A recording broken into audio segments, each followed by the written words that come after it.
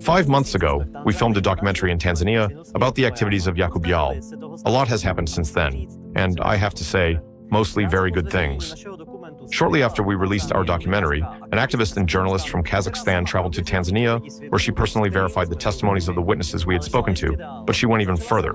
She began to delve deeper into the case of a minor girl who said that Jahl had raped her and cut her with a knife. The girl we are talking about, let's call her Violet, showed the journalist the house that Jahl had been renting, where she says the entire incident took place. She also showed her the scars from the knife attack and took her to the woman she had run to that night.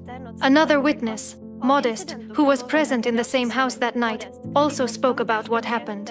The investigation by the Kazakh journalist is certainly very important, but the most important thing that has happened and what has changed is what we're going to show you in this film. Based on our film and the work of the Kazakh journalist, a legal representative who specializes in the protection of children and who has experience with cases of sexual violence reached out to us, and that's exactly why she decided to stand up for Violet.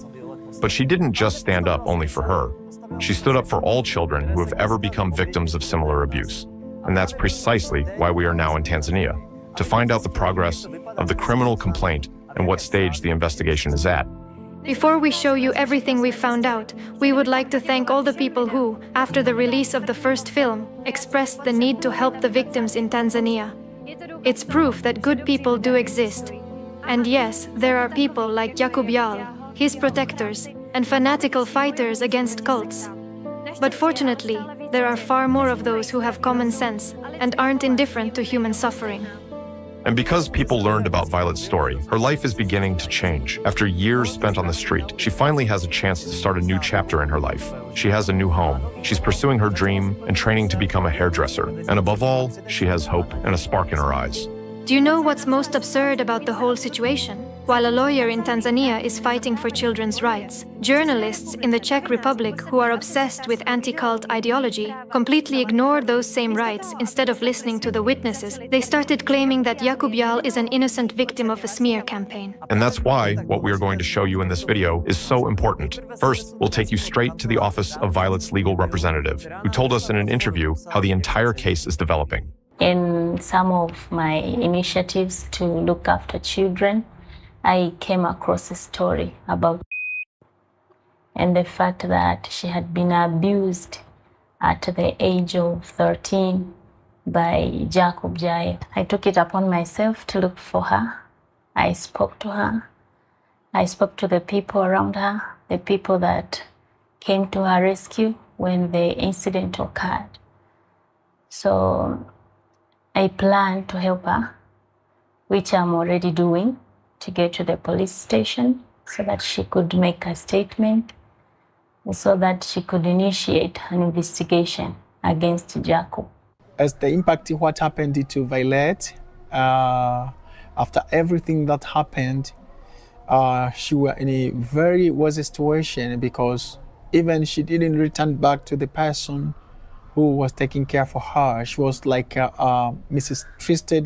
She didn't have any courage again, and she left it from school because everything went wrong because of Jacob what did to her, and so she didn't go back there, and she decided to go to the street. I have already gone to the police station. I have already spoken to 3 police officers of the gender desk, because sexual offenses, especially involving children, they are reported first to the gender desk. So I had to prepare them that I would be coming with a victim of Jahl. And I also spoke to one immigration officer about the details of Jacob. And they said they have information. So they asked me to write a formal letter requesting for information, and they would give me an official statement. We'll be going to the police station, we'll be going to the hospital for medical examination, and we'll eventually be going to court to seek justice. And other kids probably who have been abused by Jahl. Yes, but as far as is concerned, she said she has been raped. She has also been known against the order of nature, so there are 2 offenses, sexual offenses involved.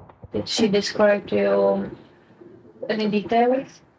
Yes, she did describe so many details, much of which I cannot disclose on camera because I owe her a duty of confidentiality as her attorney.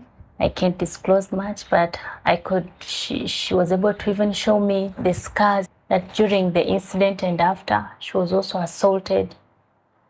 She incurred some wounds, so I could see those with my own eyes.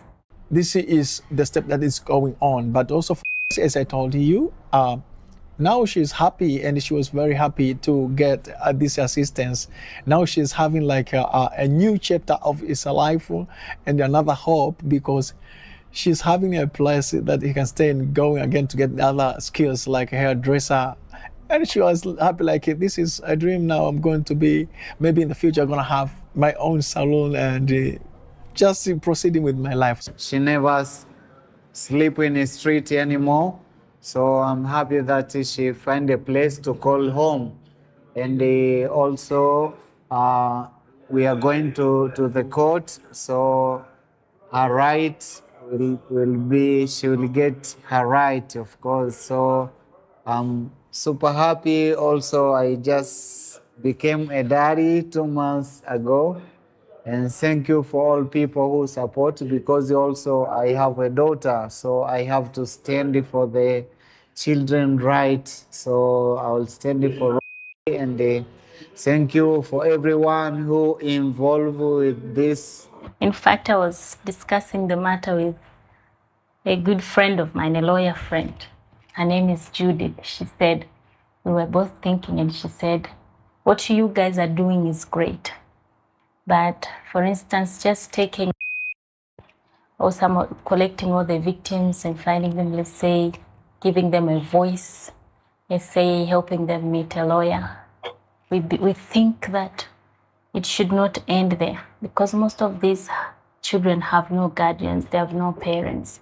If there could be a possibility of making an arrangement where you have rescued this child, this victim of an abuse, and you place them, let's say, in a good center for rehabilitation, for psychological work, so someone can meet them there, they can take good care of them and make sure they, for instance, in the case of she dropped out of school so that they go back to school. I hope that this is a continuous process, does not just end here. I decided to file a criminal complaint because I found a lawyer who decided to reopen the case with me. Because Jacob did cruel things to me. He raped me and committed sodomy against me. But I also stand up for other children in the world, so that Jacob can't do such things to other children anymore. And I'm also grateful to my lawyer for defending me and reopening my case because of what Jacob did to me. I also stand up for other children in the world, in Africa and in Europe. And again, I'm thankful to my lawyer for supporting me. And I want to thank everyone who watched my first video and decided to help me. What do you think? What would be next if you couldn't run away? What would happen if you couldn't run away? He would totally have killed me. So you heard it yourselves. The legal representative in Tanzania, who saw our film and spoke with the journalist from Kazakhstan, took an interest in Jacob Jahl's case herself. She sought out Violet and other witnesses. She documented her entire story. She started addressing this matter with the police and is prepared to represent Violet in the criminal proceedings for rape and sexual violence, crimes that carry long prison sentences in Tanzania. Before we show you how some Czech journalists reacted to our work, we want to express our gratitude to the legal representative for her courage and incredible dedication to this case. We are truly grateful that she invited us to Tanzania precisely at the time when we could see with our own eyes how Violet's life is finally starting to change for the better. We went with Violet to the market, where for the first time in her life, she got to choose clothes for her own wardrobe. We visited the place where she is training to be a hairdresser and fulfilling the dream she talked about for years, and we saw the beginnings of her new home, a place thanks to which she no longer has to survive on the street, but can finally have her safe haven. This is what it's all about. Giving people who have been through hell a chance not only for a fair trial, but above all, for a new life. And this is what true journalists, guided by ethical principles and conscience, should be doing. They should protect society and stand with those whose rights are being violated. But when we look at what's happening in the Czech Republic, we see something completely different. While the lawyer in Tanzania is initiating legal action against Jakub Jahl, some Czech journalists have sunk so low, both morally and humanly, that they have published articles in which they completely ignore the victims' testimonies. They show absolutely no interest in their statements and trauma. They simply don't care what these people have been through. Instead of traveling to Tanzania themselves to verify the situation, these journalists did not check anything at all, yet they still publish articles portraying Jakub Jahl as an innocent victim of an alleged smear campaign. For example, in an article on Erosglas, Mr. Dvořáček writes that, according to the witnesses he contacted, the testimonies in our documentary are fabricated. But which witnesses did this journalist actually speak to? We have no idea. In his article, the only witnesses he cites are two anonymous volunteers. No names, no faces. And so, according to the journalist, these two anonymous voices carry more weight than dozens of real identifiable people from Tanzania. Apparently, these two anonymous volunteers carry more weight than actual Slovak volunteers like Monika Shurinova, Tatiana Finikova, or her mother, who repeatedly sent thousands of euros to the account of Jahl's organization, believing she was helping to build an orphanage for African children. But the journalist didn't speak to these people at all. Even though they are key witnesses, he gave them absolutely no space to comment on the case. Instead, the article gives us long quotes from Jakub Jahl himself, who claims that all Africans will allegedly say anything, that they allegedly don't understand the consequences of their words, because there is supposedly no rule of law, like in Europe. Isn't this an openly racist attitude, one that assumes African testimony is inherently less trustworthy than the words of a European citizen? Even more disturbing is that the author of the article relays these claims without any critical analysis, and in fact presents them as part of a legitimate defense. We deliberately translated these articles and let the witnesses from Tanzania read them for themselves, and their reactions speak for themselves. Yes, we saw how people, they are commenting, how people, they are saying the mass media. Because so after being posted there, some of them that are lying, some of them are saying that Margaret and David are distracting Jacob's life, which is not really. They are speaking the truth. They came to reveal the truth from Africa and what happened by that time. We are speaking something which is very serious.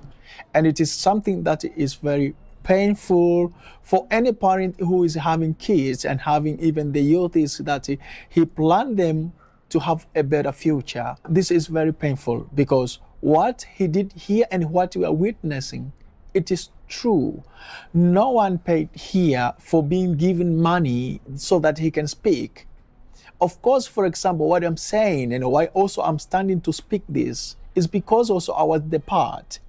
He took me to the jail. I have to stand for this because one day some of the people also confess the same thing from Jacob in different place. So we have to stop this and speak the truth because it brought many bad impact, as I said earlier, that some of the people, they learned to use drugs. Some of the people, he were pulling them to enter into Satanism. Some of the people got like conflict between the friendship they had, you see, between them because of Jakub Jahl.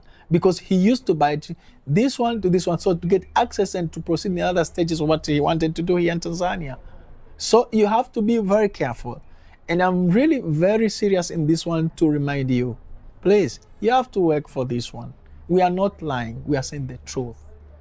If you think maybe you don't understand the situation, it's better you come to the real concrete situation here and you can see what happened. A very important point is that Jakub Jahl is not a victim of Alatra. I filmed a video about Jakub Jahl about 3, nearly 4 years ago. It is publicly available on YouTube. Not a single journalist reached out to me.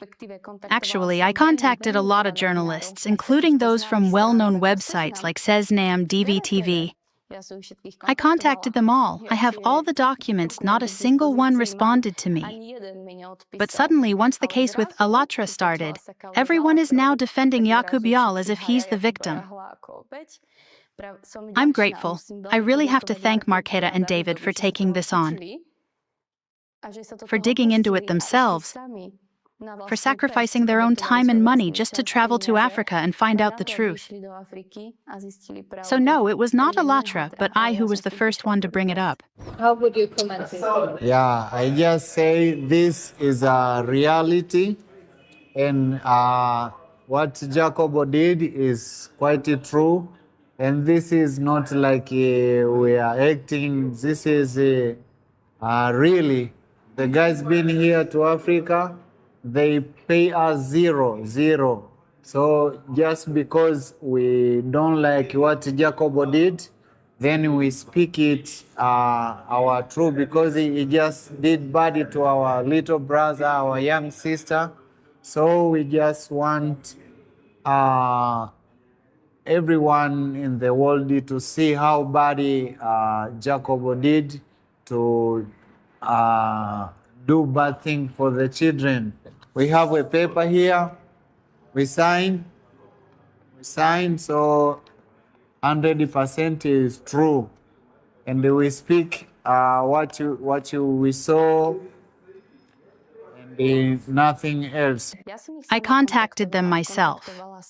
I contacted Sirakova, I contacted Aneta Havrankova, and I also sent emails to Irazglas and Seznam. Not a single reply came back to me, not to mention that not a single journalist contacted me as the other party, which I think independent media should do. They lie in the article, that's another thing. I saw various articles where they wrote that some random person, I won't comment on names, wrote something to them, said something, but those people do not actually exist. So, it's an article commissioned at the behest of Jakub Jahl. Not one single journalist decided to go to Africa and investigate it. Why? Jakub Jahl told me 4 years ago when I was with him in Africa. And I must point out, I am real, I am not AI, and we spent half a year together in Africa. Even back then, Jakub Jahl was telling me that he is friends with Sirakova, and that they cooperate on some projects. I'm genuinely very sorry that when there is a victim who decides to speak on camera and tell their whole story, Jahl's supporters tear them down and turn everything against that victim. So how do we then protect victims? In law, we have a principle that in sexual offenses, the best evidence comes from the victim. So if we have a victim who can narrate the events that happened to her or him, then what a journalist says, what a politician says, it is of no or little effect as far as the crimes committed are concerned. So since we have, for instance, because I only have, but we are told from reliable source that there are more victims than. I would like us to wait for the court to hear the testimonies of the victims, other witnesses, the medical practitioners who are also vital in sexual offenses. Then the court will come to a conclusion to give a verdict. Then they can voice their concerns, those Czech journalists. Him being white does not mean that he cannot be prosecuted by the Tanzanian law, the Tanzanian police. I have been to prison numerous times. I have seen prisoners who are white. They are Europeans from different nationalities. They have been prosecuted, they have been charged in our country, and they have been rightly convicted. So him being white, him being a politician, does not give him immunity. It won't help him in any way. If he's found to be guilty, he will be convicted, whether he's white, whether he has political support. Also, there are many politicians in our country who have also been imprisoned for offenses they have committed. So being backed up by someone rich, being white, it is immaterial when it comes to our laws in Tanzania. I am not scared. because I have been practicing. This is my 9th year, so I'm not that easy to shake. The most important words from the part you've just heard are those of the lawyer herself, who recalls a fundamental principle. In cases of sexual violence, the victim's own testimony is the most crucial piece of evidence, not what a journalist says.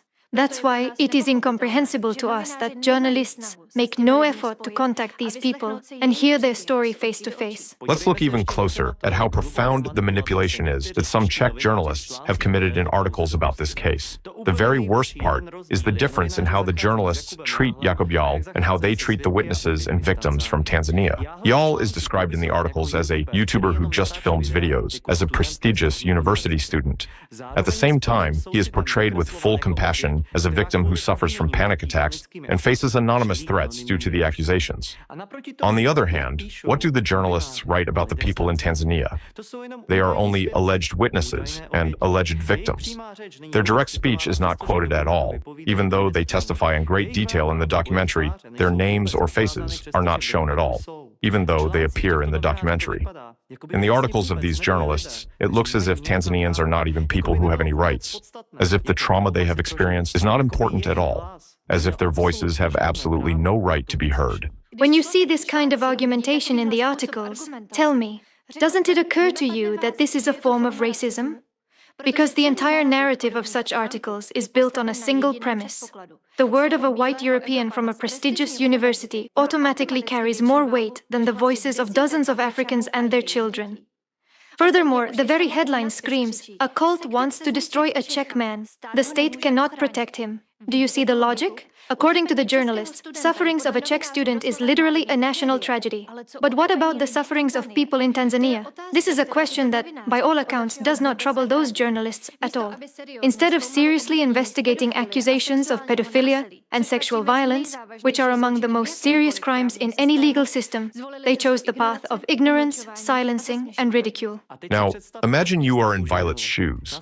You still have visible scars on your body from a knife attack. Your entire life is marked by appalling trauma. And suddenly, you read articles where journalists write that your testimony is unreliable. They never reached out to you. They never spoke to you. They clearly show you that they are completely uninterested in your trauma. Instead, you see those journalists protecting the man who ruined your life. How they give him space to defend himself at length. How they uncritically present his every word, while completely ignoring you, the victim. How would you feel? Perhaps, now you understand why the legal representative from Tanzania decided to stand up for Violet, why she's doing everything she can to ensure the Tanzanian court hears Violet and all the witnesses, and why she is so determined to achieve justice, because someone has to do it. And believe me, when the legal representative was reading those articles, she gained even greater motivation to fight earnestly for the rights of Violet and other children. However, ignoring and silencing the testimonies of Tanzanian residents is not the end of manipulation the journalists demonstrated. A fake witness also appeared in their articles. And now, please note, because this is truly scandalous. The journalist writes in their article, I quote, iRozglas.cz also contacted via WhatsApp the director of the orphanage where Jahl and other volunteers worked. She flatly denied that the things the respondents mentioned in the video happened at the orphanage in Moshi. Sounds convincing, right? The orphanage director, whose name they didn't even mention, confirms Jahl's innocence. But there's one fundamental problem. We personally visited that orphanage whose director is Stella. And the educator who has worked there since 2016 confirmed to us on camera that Jakub Jahl never worked at that orphanage, and what's more, she never even saw him. It is as if you asked the owner of a random pizzeria in Prague if Jakub Jahl had ever broken a plate there. Of course not, because he has never even been there. But the journalist presents this as alleged proof that Jakub Jahl is innocent. Here, a fundamental question should be asked. Did the journalist intentionally use a false witness as part of Jahl's defense? Or did Jakub Jahl give him the number for an orphanage where he never worked, and the journalist was so unprofessional that he did not verify it at all? We do not know the answer, but in both cases, the outcome is the same. Readers are misled. We will now call Stella from the Kilimanjaro orphanage. A journalist from iRozglas wrote to her. And Stella replied that absolutely no abuse was happening at her orphanage. This is absolutely logical, because Jakub Jahl did not spend time at her orphanage. All the testimonies, which were part of the documentary, and which the witnesses spoke about, related either to the Nature and Skills Center or to the house in Rau. If the E-Rosglas journalist got the contact from Jakub Jahl, it was intentionally a false contact to cover the tracks. So we will now try to call Stella and ask her how often Jakub Jahl attended her orphanage and how much time he spent there. I believe you will hear the answer yourselves.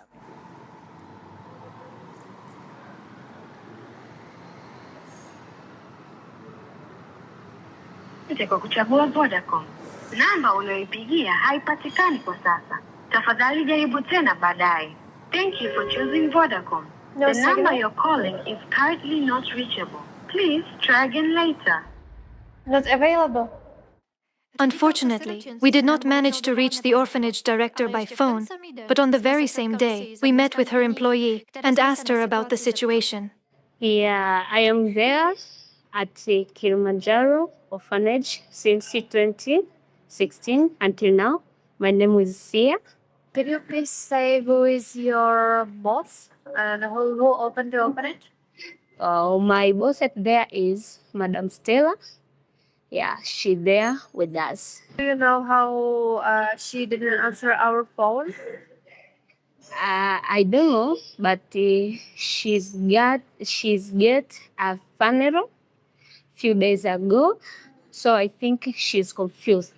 Do you know the name Jacob Jahl? Did you see him? Did you see him?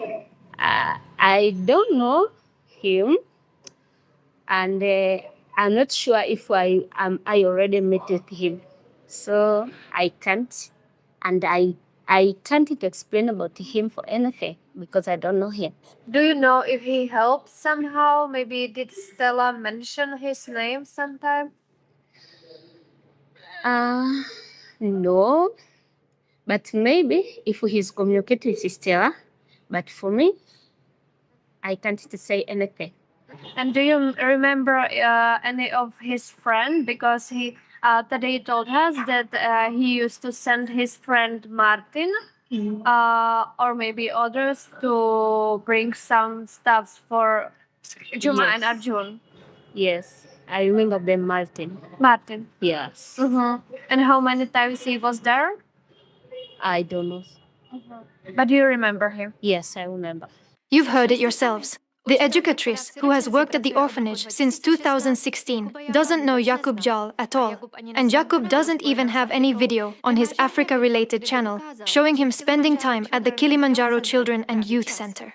The only videos from Stella's orphanage are those when his friend, Martin Chicho, went there to see the boys Juma and Arjuni, after Nature and Skills had already been destroyed and Jakub Jahl had fled Africa. As we already know from the first documentary, Jahl spent most of his time precisely at the Nature and Skills Children's Center. This is also evidenced by his channel, where he has the most videos from this very location. So why didn't the journalist reach out to people from this center? After all, for example, a woman named Teresa still works there, and unlike the director Stella, she knows Jakub Jahl very well. Before we move on to the next part of our documentary, we would like to give the floor once again to Tatiana Finikova, who decided to search through her old conversations with Jakub Jahl and found something that will surely interest you.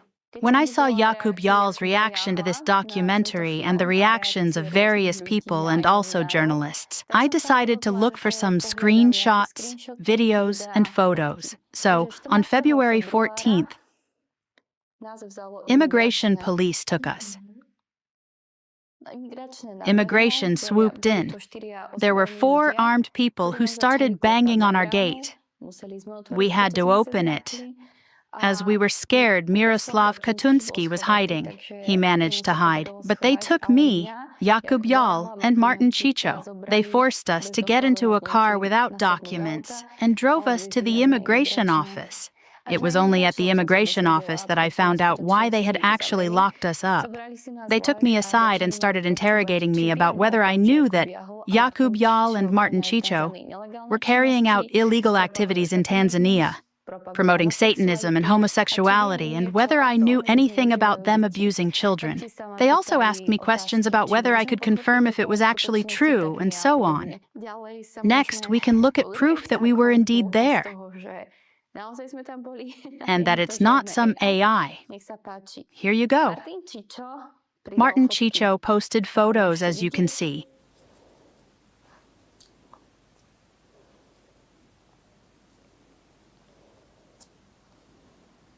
This is that room. While we were at the embassy, Lenka Shulkova tried to help us and wrote to the embassy. Here's the email. And here you can actually see what the embassy replied. So apparently they already had their experience with Jakub Jahl. And now let's look at Jakub's reaction. Do not write to the embassy, it will cause us more trouble. As I already mentioned in the previous documentary, when we got out of the immigration office, a senator helped us to a great extent. Already back then he told Jakub Jahl that he wanted me, and Jakub Jahl knew very well that was no joke, but he joked together with him, okay. Eventually, the senator arrived with 3 armed men, saying I had 5 minutes to pack. And Jakub Jahl took my mobile phone. Jakub Jahl kept insisting that this wasn't true. Can you see this? I'm in my chat. The blue voice messages are my voice messages. And here you go. I don't even know what else you want me to keep saying. That's just how it is here, okay? Some guy showed up, a warlord, with machine guns, and another guy. Basically, either we hand over Tanya or give them money. Those are the only options. I'm not kidding. That's just the way it is. We cannot do anything about it. We don't have that money. Decide however you want, whether it's moral or immoral. I will never do that. Well, Tanya says she won't do it, so that pretty much ends the discussion unless you force her. I don't have the money and I'm honestly unbelievably exhausted. I just want to go back to Europe. Martin and I were simply flying home next week. We've been trying to make things work here, but you can see that whenever anything happens, you twist it against us, saying it's our fault that the senator suddenly showed up. Seriously, this isn't fair. We're really busting our butts here. I know you're sending money, but we are literally dying here. It's just really not fair what you're doing to us.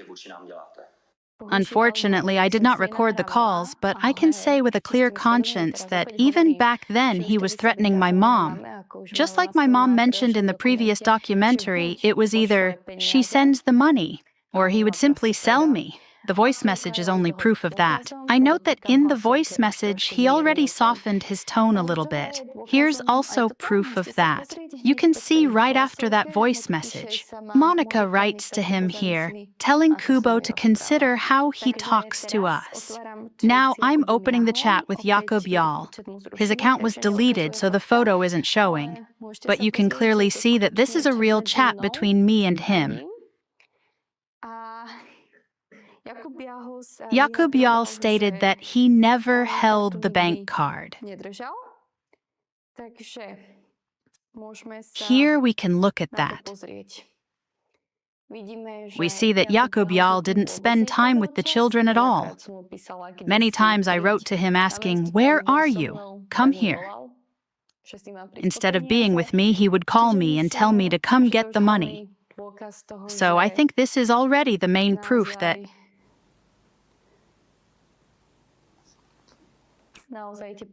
I really had to beg him for that money when I needed it for the children. This is clear proof that Jakub Jahl and Martin Chicho held the transparent account card over that entire time. There is a lot more evidence. Unfortunately, we cannot publish all the communication, but it is part of the investigation. And I'd like to show you one more piece of evidence. When Jakub Jahl fled Africa on April 16th, you can clearly see here how I asked him to hand over the card. I will send it to you with someone. Of course, he didn't send me the card and took it with him to the Czech Republic, along with all the money. And here's another piece of evidence which I think clearly shows why he wrote to me, that he would give me money, send the card, and so on. He had control of the transparent account card the whole time, just to be sure. Let's click, and you can see perfectly well that it's Jakub Jahl. Alatra keeps claiming that some Miss Finikova was sending me money. You won't find it. You will never in your life find any proof that Miss Finikova ever sent me any money or anything like that. It's total nonsense. It really makes me like, ugh, but you know what? When those people know nothing about it, they can say whatever they want. So, you collected the money for Africa. Did you do any accounting? Dear Mary, can you show me where you got the information that I ever had access to any financial account? So what happened to the money you were raising for the local people there? Where, Natalka? Tell me, please. Tell me, please, who sent it to me and where? It helps us even if you send 100 crowns. Of course, 500 is great, and 1,000 would be amazing. And if you're like MPs or wealthy people, then of course you can send more. We'd be really grateful. But even if you donate 100 or 2, which some people do, if everyone chipped in like that. And euros too. 5 euros is great. Exactly. But of course 50 is better. Of course 50 is better.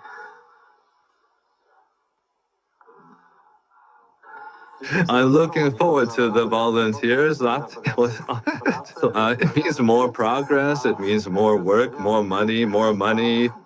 Every day, whenever we happen to have a free moment, I'm messaging my friends, my buddies on Facebook, and I'm always begging. Of course 50 is better.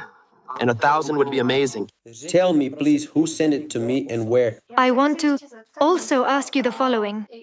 In his reaction to the documentary, Jahl Jahl explains that he was never alone in Africa, that volunteers were always there, and that he spent all his time with volunteers, never traveling around by himself. Based on your experience when you were there with him, is this true? It is absolutely not true. Jahl Jahl didn't spend even a quarter of the time with the children that we did. He only ever went to see the kids when he needed to take pictures for his content, or when he needed to beg people for money, so that they send it to him. He often attached the number of his personal bank account, in most cases, and he was focused on his various projects, such as the Rastafari project. He would hang out with the local gang, and many times he didn't show up for a couple of days. That's the reality. Jahl Jahl was there with volunteers in many cases, but even locals can confirm that there were times when he was in Africa alone. Especially at the beginning, when he came there for the first time, he was there alone, which Jahl Jahl himself confirms in his videos. You just need to really Google and watch those videos. There are many of them. But even when he was there with you, were there more Czech and Slovak volunteers with you? Were you always together with those volunteers? But Jahl Jahl wasn't with you? Jahl Jahl was with us very little.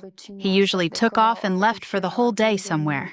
Sometimes he left for 2 or 3 days. So he was really with us very little, and left the volunteers by themselves.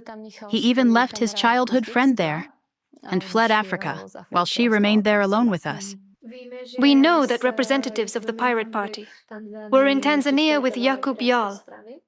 And my question is whether you know them too, or whether you met them there, in Africa. I personally did not meet a single member of the pirate party in Africa.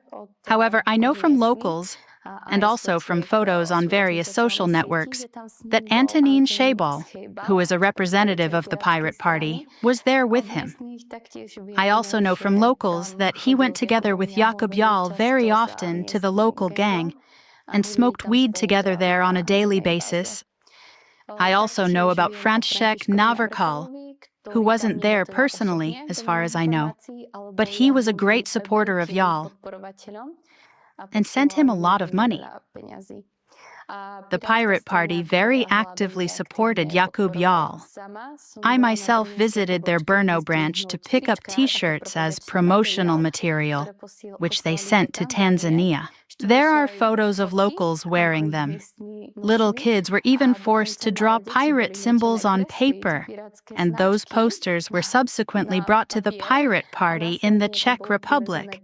The party used them as promotional materials. Let's return to Jahl Jahl's activities in the orphanages. During our stay, we decided to verify one more important thing. In the first documentary, the staff of the Nature and Skills Center described specific cases of child abuse at their center. They testified that the boys Abdul and Exaudi, whom Jacob Jahl brought from Dar es Salaam and who spent a lot of time with him, started having huge problems at school. They began to exhibit homosexual behavior towards their classmates, and both of them said that Jacob Jahl was the one who taught them that. In order to give you more of new evidence in this documentary, we personally visited the school that Abdul and Exaudi had been attending. And yes, the teachers confirmed it to us. They described the problems associated with homosexual behavior that they had with these boys. Here we are in the primary school where Abdul and Exaudi was taken by Jacobo. So right now we are going inside the school and we will talk to the teachers of Abdul and Exaudi. And you will hear about the bad behavior from Abdul, and I think that's the teacher will talk much about that, and it will be similar like we tell you what happens at the center.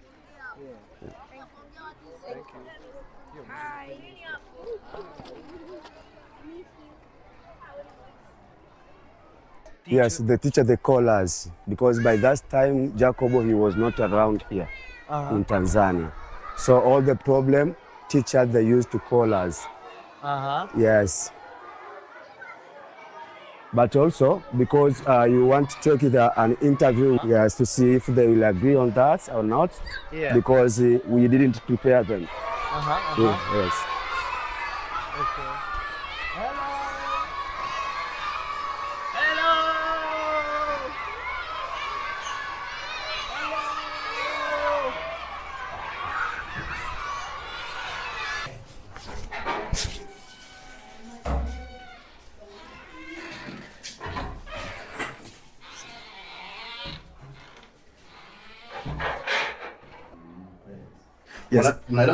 Yes, he remember Abdul and Exaudi.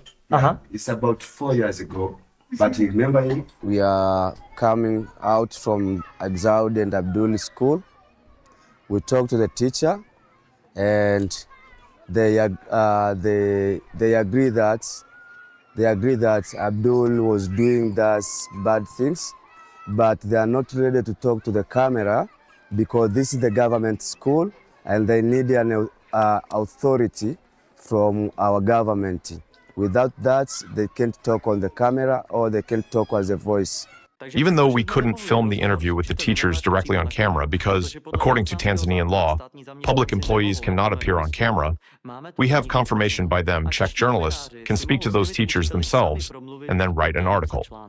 During this trip to Tanzania, we also visited the Rastafarian community in Moshi, because Jacob Jahl published a series of videos on his channel where he talks about how he helps Rastafarians and what projects he is carrying out for them, that he is even building an entire temple for them. But, as we already know from the first documentary, he raised money for this from people whom he called dumb whites from Europe. Maybe you know, like Czechoslovakia, yeah, like this. It's a small country, very crazy jungle land. Yeah, very, very, very.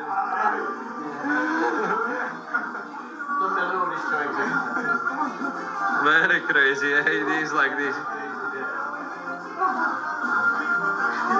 So many stupid people. There are, yeah. Yes. No. Yes, of course. Why? So many. Because they are fanatics. Yeah. They are like. But you know, Zungu people, a lot of information. They know a lot of information, you know. But stupid. In the Internet Archive, we found that on his website, chesco.africa, Jacob Jahl published an itemized list of things he was supposed to purchase for this community with the money he collected. And to make it even more interesting, in 2024 he wrote a bachelor's thesis about Rastafarianism titled Ganja in the Faith and Practice of Rastafarians. So it looks like Rastafarian culture really grew close to his heart. The first time when Jacob came, he came here as a tourist, looking for some gift, some souvenir to brought it to home. So I met him and we had some conversation together, and he told me his idea, his opinion, things he want to do here. So the first time I found it was a really good idea, but after spent some time with him, I came realize it was not good idea because as I told you, this is our church as a Rasta's church. He was like pretending he is also a Rasta, but he's not a Rasta. So when he came here, he found this already project, and he promised the Rasta communities he will die or will support some stuff, but actually he didn't. He opened a project in Czech Republic, like a fund. He wrote an information on internet, how much money he gave there. We will read it now. And if you can say if it's true, if he really bring there those stuffs. Okay. I will read it in Swahili. Rasta projects. Temple construction. 225,000. Temple benches, 90,000. Musical instruments, 45,000.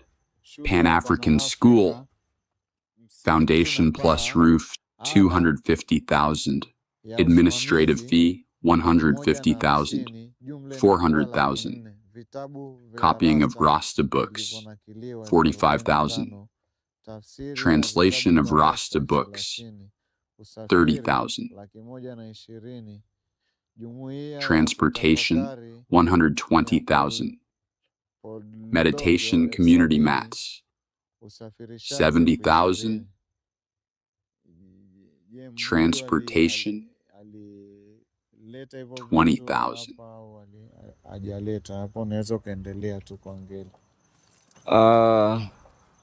What I remember, the first time, as I told you, when Jacobo came here, he was like a tourist. And he was pretending like he has a Rasta spiritual to support the local Rasta and to build a temple. But Rastas told him about some stuff which we need here, like materials, okay, like a chair, books, and some money, and But when we told him what we need, actually he wrote down on his notebook, but he didn't do anything. He didn't buy. So we also don't know if he collected the money from the Czech to bring to Rastas. We don't know those things because we didn't see anything from him. He used to come here and smoking weed and talking and blah, blah, but he does nothing for our community Rastas. So he didn't buy anything. So if he collected money from the Czech, he's a liar. He's a thief. All I met him when he need to smoke weed, like 4 days in a week or 5 days in a week.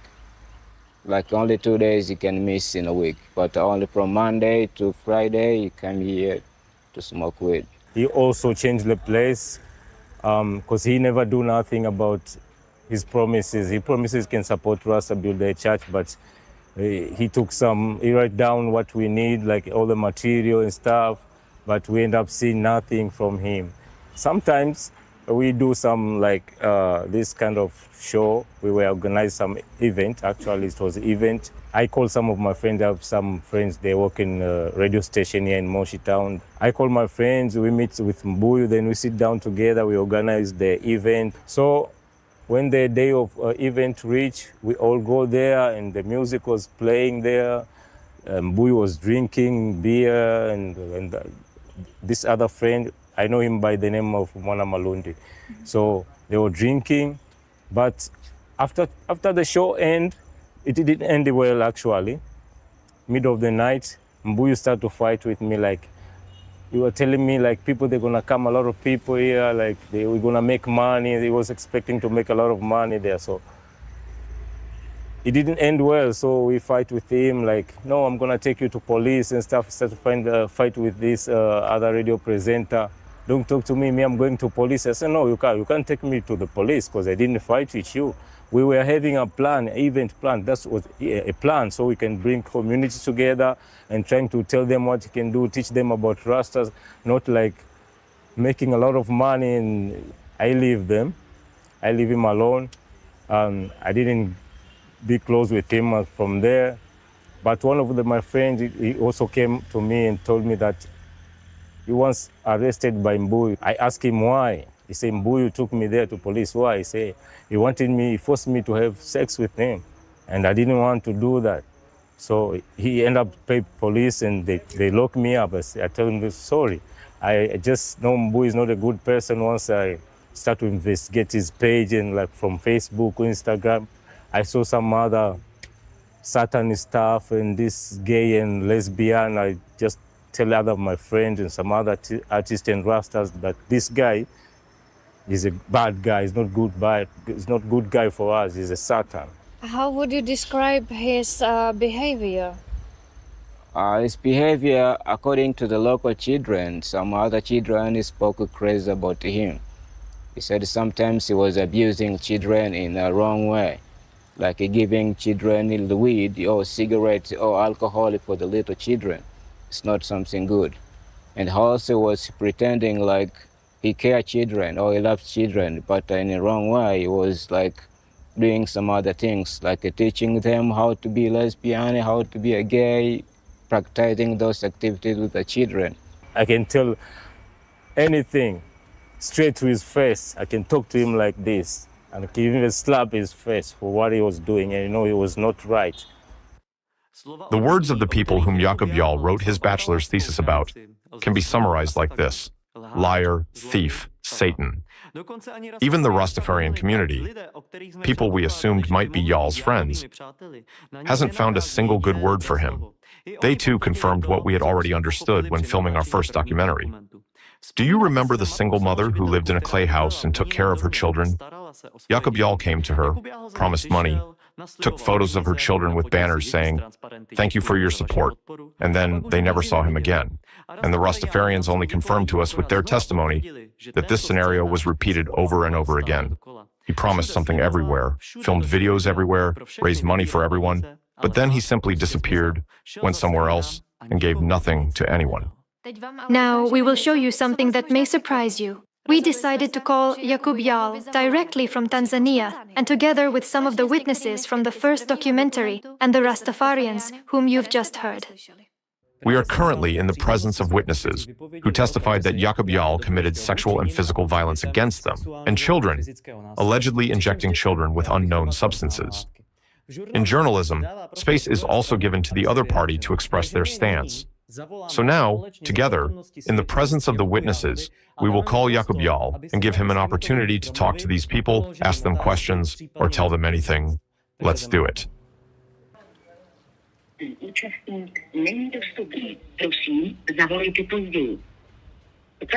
Oh, he's not available. I can try to WhatsApp. Okay, let's try WhatsApp.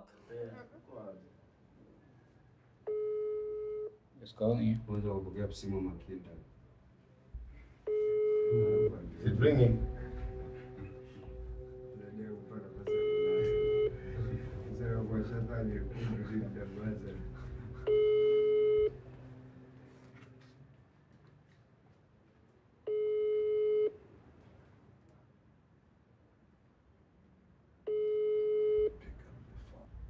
Your enemies, you think that he can pick up your phone?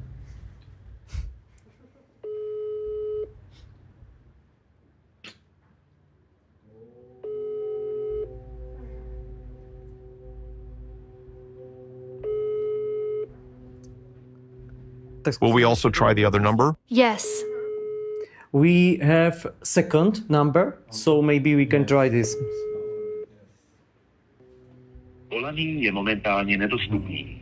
O jeho dostupnosti vás budeme informovat prostřednictvím SMS. Can you say it in English? Phone is off. Both of the numbers, and on WhatsApp is not answering. Okay. I can try the first number one more time. Let's try the first one more time.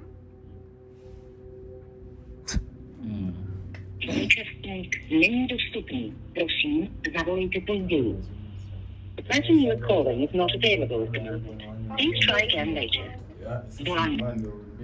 So, friends, the situation is unfortunately such that we gathered here to call Jakob Jahl and give him an opportunity to express himself. Regretfully, the network keeps saying that the subscriber is unavailable. So this task and mission that we set for ourselves, unfortunately, did not succeed the way we wanted. But I think that even in such a situation, we can give space to the people who gathered here and wanted to talk to Jakob so that they can at least tell him on camera what they want to say. You can translate it to English. Let me ask you, Mr. Jacobo. I want to speak to him. Hello, Mr. Jacobo. I know you know this face, and I know you remember where this face came from. Now I want to ask you, where is my motherfucker money? You remember you stole my money and my art painting from my studio?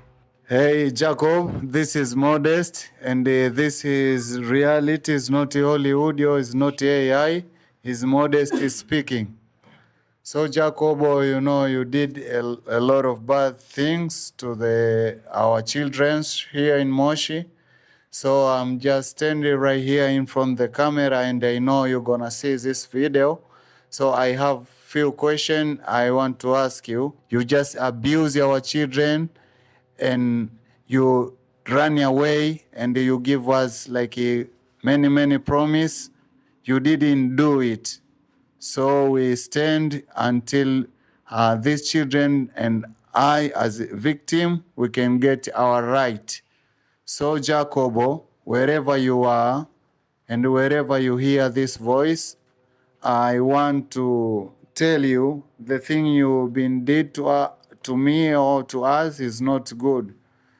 So you're supposed to pay back for this. Maybe you can go to jail, or maybe you should do equal right and justice to all these children. Everyone is here. These are all witnesses you met with them. All of them, you left the pain in their life. Some of them, you just tricked them and go with money. And some of them, you just lied to them. And some other, a small kid, you taught them that bad behavior, like doing sex, like being a gay, which is not good. And it has been affected the society too much. So you left the bad impact in your society. You can see everyone here is not happy with you. So we are here speaking very painful to you.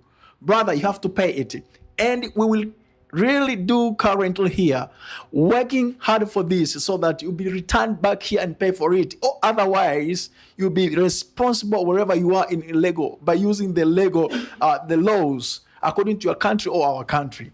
Believe it, we are very affected, and we are very concentrated in this one, and we are very serious in this one. You have to pay back what you did to our society. There are other people also want to talk to you. You have this guy also is complaining for you here. Yeah, my only question is that why did you come all over and try to pretend to people, to the Rasta people, Rasta family? You did such a bad thing to us, and that is hurting us. It's hurting us very badly. And we can tell you that God is going to punish you. What goes around comes around. Hello, stupid guy. Did you remember me? You took me from the border station at Kaliman. So you did a lot of things, a lot of problems in our societies, like sexual abuse, like physical abuse, and in our society, they saw us we are liar, because you treat the kid like a dogs. You will pay it, Jacob. Hello, it's me, Moses. I hope Jacob will know me. We worked together for a long time, and you know what you did. You lie us many times. You promise us you give us opportunity, but nothing you give us. Yeah, and now you say you don't know us. I hope we'll pay for this, brother, because you know me very well. I know you much, yeah. For what you did for our kids. I remember that's one day I told you one thing, that you can fool people sometimes, but you can't fool all people all the time. And this is your time. You think that you are stupid? No, we are clever enough, but we was respecting you as a Muzungu. We know that African we are poor, but these things you have done to our country will be back. We hate you, and we don't want to see you in our country again. We don't waiting for you to help us. We can help by ourselves. Don't care about us. Don't think about us. Go to hell, you fucking guy. So you've heard it. One after another. Modest, Bob, Stanley, Moses, Rama, the Rastafarians, all with a clear message. You will pay for what you did. Yet, what is Jakub Jahl's reaction? He doesn't even pick up the phone. A few hours later, I received a message. Why are you calling me, David? I'm not interested in talking to you. We'll talk in court. But the question is, which court does Jakub Jahl have in mind?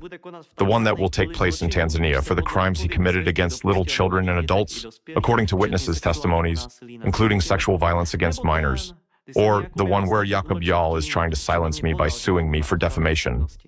Of course, he has every right to do so, but that doesn't mean he will force me to close my eyes to what Tanzanians have told me. On the contrary, I consider it my moral duty to do everything I can to ensure the voices of those Tanzanian children and adults are heard and justice is served. The fact is that if Jakub Jahl was truly innocent and had sufficient evidence that his alleged 3 years of humanitarian work in Africa brought any benefit, he could have shown this evidence long ago, especially since, according to Tatiana Finikova, he raised up to 2 million crowns for it from sponsors. However, Jakub Jahl only fanatically screams about cults, conspiracy, and a hateful campaign, which is actually the typical tactic of a perpetrator. When he is confronted by his victims, he does not defend himself by claiming he did not commit the act. He defends himself by attacking the person who exposed his actions. He constantly repeats, "You are cult members, you are paid off." This is a campaign. That is Jakub's entire defense. But let's ask a simple question. Jakub Jahl went to Tanzania for 3 years. These people know him personally. They know his face, voice, and behavior. They have joint photos with him. They appear in his videos. They remember specific dates, places, and events. They describe various details, and their testimonies complement each other. We only spent a few days with them, while he claims we convinced all of them to lie about him. So, according to him, we arrived in Tanzania, and within a few days, we convinced dozens of people to betray a man they had known for 3 years for the sake of someone they don't know at all. And all of this as part of an alleged global campaign and conspiracy? Does this really make sense to you? Now that we have heard all of this, let's return one last time to how Czech journalists are reporting on this entire case. We already analyzed manipulations in their articles, but there is one more essential dimension. How is it that journalists completely ignore Jakub Jahl's overall personality profile? We already said that Jahl is portrayed in the articles as a victim who is suffering. We read that someone is anonymously threatening Jahl, that he is having mental problems because of this, and that his family is endangered. But why do the journalists not mention that Jahl already used exactly the same arguments in another case, specifically in the case where he falsely accused Civic Democratic Party politicians, about whom he also claimed that these politicians were endangering his family and threatening him? How did that case turn out? He lost in all courts. Why are journalists not mentioning that case at all? In fact, it is publicly available information. Moreover, during the court proceedings, an expert opinion was prepared about Jakub Jahl, where an expert in clinical psychology states that Jakub Jahl has tendencies toward distorting facts and is unreliable as a witness. And why do the journalists not mention that Jakub Jahl lost a lawsuit in August 2025 for spreading lies? Specifically against the charity organization Chance for Children, the court ordered him to remove videos and publicly apologize. This way, we can go on and on. These are not isolated cases. It's a consistent pattern of behavior. Jakub Jahl has a decade of controversies behind him. In 2011, he burned an Israeli flag in front of the Pilsen synagogue. In the same year, he desecrated a monument to the American army. In 2012, he admitted in court that he had about 20 offenses on his record and appeared in a report by the Ministry of Interior on extremism in the Czech Republic. Later on, Jakub Jahl founded the Community of Satan, where he promoted that sex is a divine path and orgasm is a taste of eternity. He had literally written on his website, I quote, "If heaven were real, we would fuck our way to salvation." Now, let's recall that in the African school where Jakub Jahl worked, he painted the same satanic symbols, such as the pentagram, which you now see in the photo. And if he painted the same symbols to children in schools, does that mean he also wanted to teach children the same ideology he had written on the pages of his Satan community? And what about former members of that community, such as Svatoplukisek? He describes Jahl as a paranoid person who forbade people from communicating with each other and accused them of subverting the community when they questioned his practices. We also have another case, the Pilsen language school Perfect World, which Jahl came into conflict with. This school also describes Jakub Jahl as a failed university student who already caused problems for many people in the past through false slander, distortion of facts, and tarnishing good names of people. Let's recall the testimonies of Tatiana Finikova and Monika Shurinova. He shared quite a lot about his life, including admitting that he had been diagnosed with bipolar disorder, which, as far as I know, he still isn't getting treatment for. I think he's not being treated. Otherwise, things would likely be different, including his behavior. Also, many times he would say something and the next day he didn't remember it. So indeed, it's like a split personality. It truly is a split personality. He's a sick person. He only cares about himself and can hurt anyone in any way possible. He will stop at nothing. He often admitted that sometimes he didn't even know who was inside him. That's how he described it to me during his weaker moments, mostly when he was under the influence of something, but even when he wasn't. Although, honestly, he was on substances every day, so you couldn't even tell when he had taken something and when he hadn't. He described that sometimes he didn't know which person was inside him because he truly had two personalities or even more. It's been 5 years since I was there, and he is still messing around, doing worse and worse things. Someone really needs to finally stop him. Someone needs to take this seriously because it's not normal. One man should not be able to cause so much harm. Among people, on social media, and everywhere, he discredits foundations that try to build something meaningful and attacks people who are doing real, honest work. And he just feeds, lives off views, shows off his ego, and hurts people who are working hard. That's not fair. It shouldn't be like this. This has to be resolved, and someone must take real action and finally stop him from continuing to do evil. Let's look at what photographs Jakub Jahl published on his social media just a few years ago. Or let's look at his book about Marilyn Manson, where, among other things, he details sadism, sexual humiliation, and abuse of women that Manson allegedly committed. In these parts of his book, Jakub Jahl associates himself with Manson. For example, look at the following quote from his book. Manson probably seeks out girlfriends who allow themselves to be abused by him. There is no point in denying that. The question is only how freely and voluntarily women enter into such relationships, and whether Manson commits any crime at all. I actually understand Manson's pain in a certain way. Or here's another quote. Manson was not an insensitive monster. On the contrary, he was quite a sensitive man who was aware of the complexity of relationships and how difficult it is to find an ideal partner. Let's recall his problematic relationship with drugs, which he never hid. During his stay in Tanzania, Jakub Jahl himself claimed in his videos that he was high every day. And not only that. Let's also recall the African drug cat, which, according to witnesses, Jakub Jahl consumed every day. It is known that cat is a dangerous substance, especially for people with impaired mental health. This drug contains cathinone and cathine, stimulant substances similar to amphetamines. With regular use, it can significantly increase aggression, induce paranoia and psychotic states. And what is crucial, according to studies from Ethiopia or Yemen where this drug is widespread, consumption of cat significantly increases the tendency to commit sexual violence. When you realize that, according to his own words and other testimonies, Jakub Jahl was practically constantly under the influence of drugs, and then you read testimonies about his aggressive and sexually violent behavior, a disturbing picture emerges, which the journalists who so fervently defend him completely ignore. Instead of looking at the overall context, years of manipulative behavior, lies, fraud, accusations of other people, drug abuse, and mental problems. They portray him as a student at a prestigious university who became a victim of a hateful campaign. Even though all this information is publicly available, court decisions, witness testimonies, and documented cases. Why have the journalists withheld this information from the public? Would it perhaps break their narrative of the innocent victim of an alleged pro-Russian cult? This is the only thing that interests journalists in this severe case. They are not interested in the fate of children and people in Tanzania. They are not interested in Jakub Jahl's overall personality profile. The only thing that interests them are conspiracy theories about an alleged dangerous pro-Russian cult, which is actually banned in Russia itself. How is that possible? The answer is simple. When you look at who is actually defending Jakub Jahl, you will start seeing a clear connection. Those are people who call themselves exposers of sects and cults. They use the same rhetoric and act in a coordinated manner. And the whole thing is very reminiscent of the anti-cult network associated with Alexander Dvorkin and his Russian organization, Russiers. Here, I'd like to note that Alexander Dvorkin, much like Jakub Jahl, is known for his problems with drugs and mental health. In Dvorkin's case, this is confirmed by his medical records on mental disorders and his registration at a psychiatric and neurological outpatient clinic.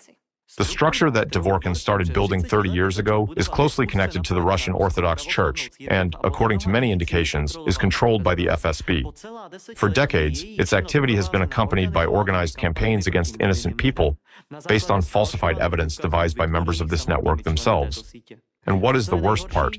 Those cult experts, as well as journalists associated with them, have been systematically dismantling the foundations of democracy for decades, dividing society, causing repression, and violating the freedom of thought, freedom of speech, conscience, and religion, all of that under the pretense of fighting cults and sects.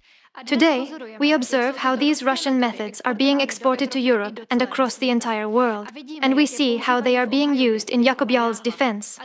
While representatives of this network defend Jakub under the pretext of exposing dangerous cults, real independent journalists, who are not connected to Russiers in any way, remain silent because they fully understand what is happening and do not want to be drawn into it.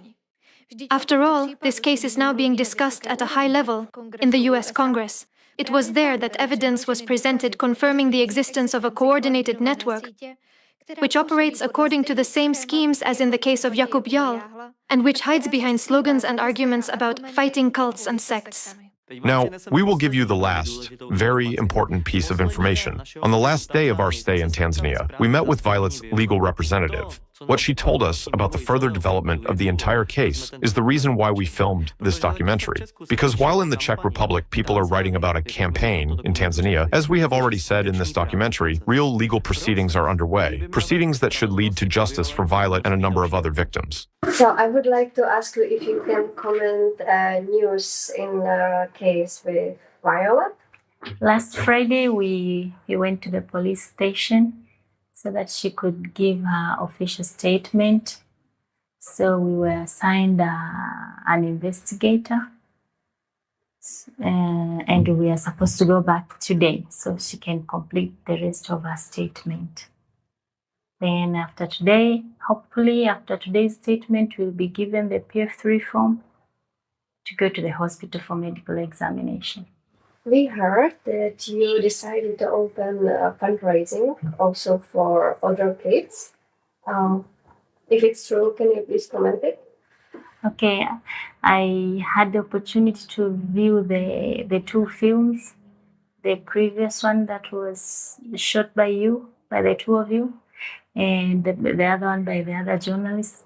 And in the two films, after I viewed the videos on YouTube, I noticed there are about 14 victims. So I believe that all of those victims, they need support.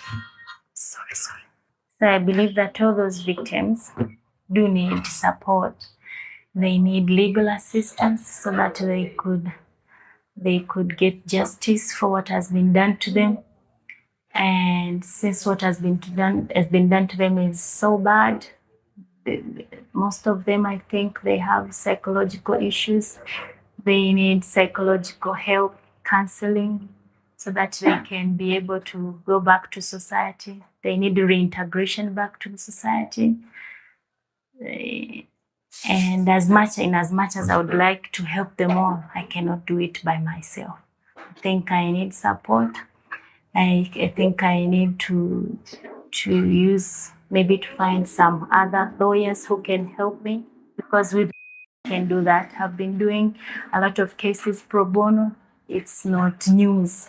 Most of the people here in Kilimanjaro know that I take on cases pro bono.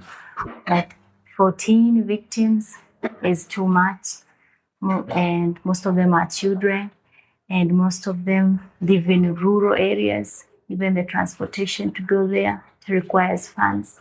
Even to visit the guardians, the people close to the children, most likely to collect together evidence, people who must have seen, who must have received these victims immediately after the act. And maybe to make sure they go to the police station to follow up how they make their statements for the medical examination, for them to go to court to prepare their testimonies. All of that requires a lot of work, a lot of funds, so I need more manpower, so to speak. So if that could happen, I believe these children could get justice for what has been done to them. In conclusion of this documentary, we'd like to share with you the words of a person whom we had the honor of meeting personally on our return journey from Tanzania. We stopped for one day in Rome, where we spent an unforgettable evening with Pastor Mark Burns, spiritual advisor to President Donald Trump, spiritual diplomat, and a man who actively defends human rights and freedoms, and who, along with Alatra President Marina Ovtsinova, visited the Vatican on a working trip.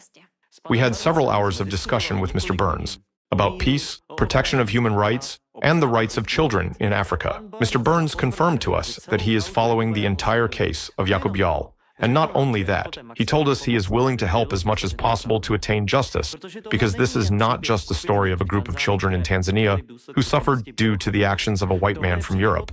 It's a story about why we must give a voice to those who don't have it, why we must stand up for those who are vulnerable, and why we must fight for justice at any cost. The thing is that everyone has the right to justice, regardless of where they come from, what their skin color is, or how powerful the person who harmed them may be.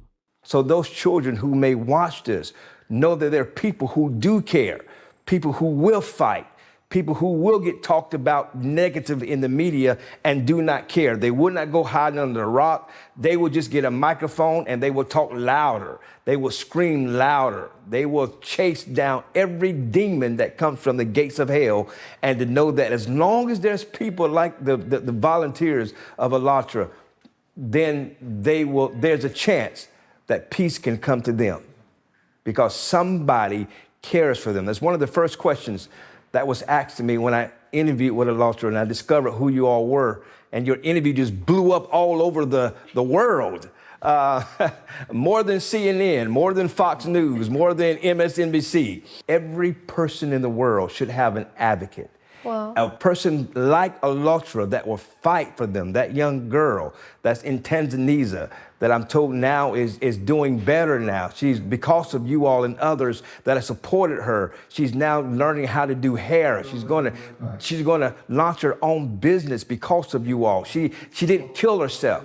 She didn't give up, but she had some advocate named Alatra and the other volunteers to fight for her. How should countries, at whole, how should countries react if they really follow the rule that children's best interests are the most important thing? Well, if that really mattered, meaning that the countries will make decisions based off of the interests of the children, then they would have locked up Jacob's assets, right? Interpol would have an international warrant for his arrest. Mossad will be looking for him. Everyone, the CIA would be looking for him. He would not have a place to hide. He would be considered a terrorist. And the resources that is used to go after terrorists around the world should be used to come after Jacob. And by the time I'm done with this interview, that might be the case, Jacob. I want you to know that because we're taking this thing very seriously. And the fact that there's big money behind it, and people are even attacking you all. They're attacking President Trump. The same people that's attacking President Trump is attacking Alatra. The same people that's attacking President Trump is protecting Jacob. This is why we have to make a change. This is why we have to put a stop to this. But the reality of it is, the nation should be reacting like this. You shut down Jacob's assets, and if Jacob's assets are not being shut down, then we tariff the world out of the Czech Republic, who's supposed to be one of our partners, until they get to the bottom of finding where Jacob is and making sure that he pays for the crimes that he's done. Especially we're talking about trafficking children. And instead it sounds like, based off of your preliminary reports, that the Czech Republic is protecting him. The reality of it is, Interpol should have an award for his arrest. There should be an international warrant for his arrest right now. where everyone is searching for this individual. I'm just so grateful for the work that you all have done already to help identify this evil person so that the whole world will see who he is and the evil that they've done to these kids. But you all are raising the alarm, and that's why we're having this interview today. I believe that this next documentary or this next message that's going to get out, we're putting Jacob on notice right now. Jacob needs to realize that we're not going to leave Jacob alone. We're going to continue to go after Jacob. We're going to continue to get to the bottom. I am going to make sure that everybody in the United States of America know what Jacob has done and what the Czech Republic is allowing to happen under their rule. I don't know if they know about it or not because the relationships with the United States and the Czech Republic is pretty strong. They're one of our allies. So trust me when I tell you, Jacob, your days are numbered, sir. Trust me, we're coming after you. We're not going to stop until we get you in jail. In conclusion, we would like to offer our thanks. We thank the legal representative in Tanzania for her work. We thank Mark Burns for his support. We also express our gratitude to the Vatican for its efforts focused on caring for people. We also thank the Jesuit order for their work dedicated to serving others, especially protecting those who live in poverty, in vulnerable conditions, and defending human dignity. We thank everyone who is fighting to make our world a better place.